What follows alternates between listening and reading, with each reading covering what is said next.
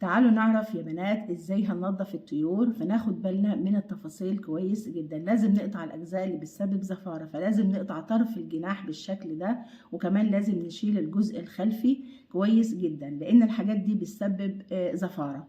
وكمان لازم نشيل الدم الموجود في داخل الطيور، وهي دي الكلية اللي بتتجمع فيها السموم.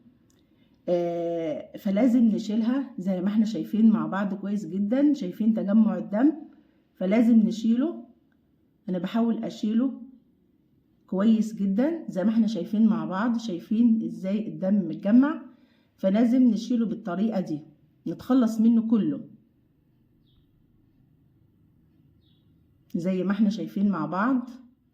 كل ده لازم يطلع لان هو ده بيسبب زفارة.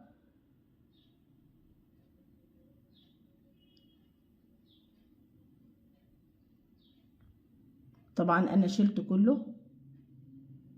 بعد كده احنا بنغسل الطيور عادي، فكل الدم ده بينزل معانا، بس انا بحاول اوريكم هنا ازاي وانا بنشفه. شايفين الدم كان متجمع كتير، فلازم نشيله بالطريقة دي كلها ونتأكد ان احنا شلنا الجزء ده كويس جدا.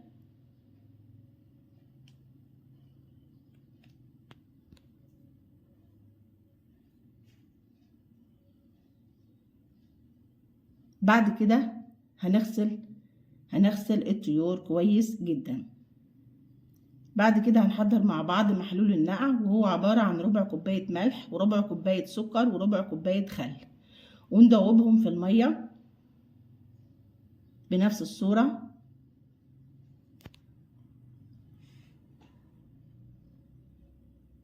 بعد كده هنحط عصير ليمونتين ونعصرهم بس بنفس الصورة، وهنحط القشر في المية بالشكل ده. والمحلول ده هيفتح الأنسجة وهيخلي طعم الطيور وريحتها جميلة جدا.